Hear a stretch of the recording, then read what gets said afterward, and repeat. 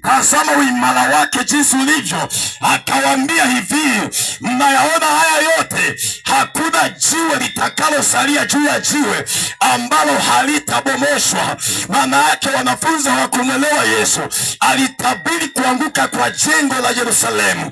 Bwana Yesu asifiwe sana. Wakati wakiwa pale wanamsikiliza Yesu, akatoka akaenda kwenye mlima wa Mzeituni. Akiwa amekaa pale amepumzika, maandiko anasema wakamfuata kwa faragha, wakamwambia, wakamuuliza maswali matatu. Bwana mkubwa, tunaomba utuambie mambo hayo yatakuwa lini? Yaani hayo mambo ya kuanguka kwa hekalu yatakuwa lini, na nini dalili ya kuja kwako na ya mwisho wa dunia? Unajua, sikiliza nikwambie, Mungu anapotaka kuangamiza huwa anatoa kwanza muda, huwa anatoa kwanza nafasi. Jemedari Tito aliingia pale Yerusalemu, akateka Yerusalemu yote, akavunja lile hekalu, na kuanzia pale hakuna hekalu mpaka leo.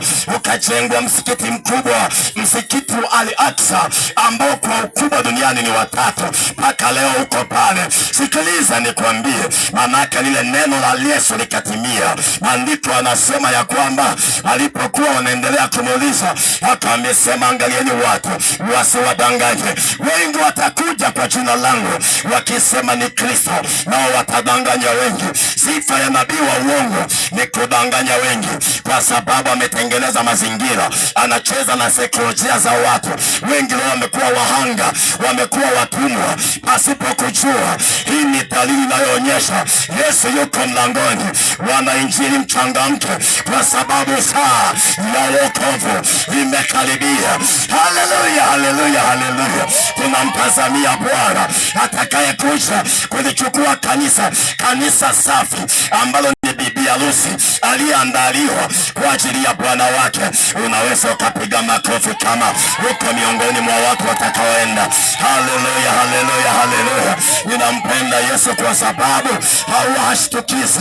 Ninampenda Yesu kwa sababu huwa hashtukizi, huwa anatoa nafasi, huwa anatoa muda ili asipatikane mtu wa kusema ya kwamba sikusikia. Ewe mtu wa Nyangomango, ninaamini kabisa hata kama uko nyumbani kwako, sauti hii inapenye Bwana, sauti hii inasikika Bwana. Hebu geuka sasa, acha njia zako mbaya, acha matendo yako mabaya. Yesu amekukumbuka, Yesu anakutaka leo. Haleluya, haleluya, haleluya. Jina Yesu hakuyamaliza. Unajua, sikiliza nikwambie, kuna watu wa ajabu sana duniani.